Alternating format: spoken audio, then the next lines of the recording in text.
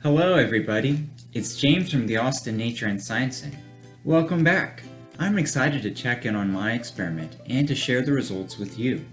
Remember the setup of my experiment, with 4 cups, each full of a different liquid with 1 gummy bear in each. I'm going to pull out the bears and dry them off so I can measure their height.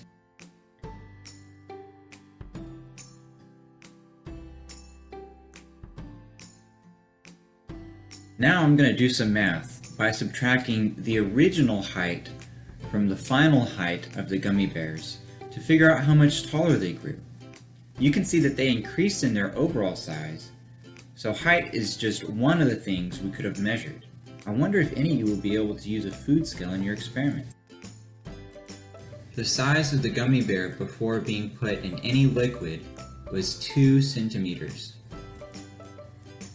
The gummy bear placed in water measured at 4 centimeters, so it grew 2 centimeters. The gummy bear left in vinegar dissolved completely, and there wasn't anything to measure. The gummy bear left in salt water didn't grow at all. In fact, it may have shrunk by a few millimeters. The gummy bear placed in water with baking soda measured at 3.5 centimeters. So it grew 1.5 centimeters. It looks like the gummy bear that soaked in water grew the most. This supports my hypothesis. Now we're going to end the weekend with a fun demonstration that I encourage you to turn into an experiment at home. We're going to use a chemical reaction between baking soda and vinegar to expand a balloon. Materials you will need for this include vinegar, baking soda, a clear bottle, balloons, a funnel, measuring cups and spoons, and food coloring if you would like.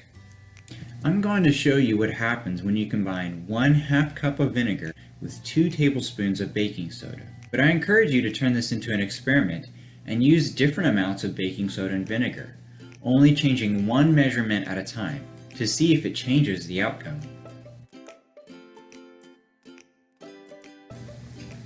The easiest way to set this up is to pour the vinegar directly into the bottle.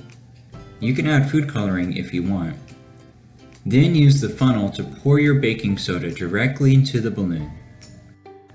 When you are ready to see what happens, hold the balloon so that the baking soda stays inside, and just put the edge of the balloon around the opening of the bottle. When you're ready, hold the balloon directly over the opening of the bottle so that the baking soda drops in and your reaction begins. Let's see how it goes. Isn't it pretty awesome that I just mixed in 1 solid and 1 liquid, and now I have a balloon full of gas? That's because there was a chemical reaction going on between the baking soda and vinegar that created carbon dioxide, an invisible gas. I hope you've enjoyed this weekend's activities, and I hope to see your comments on our Facebook posts, sharing the results from your own experiments.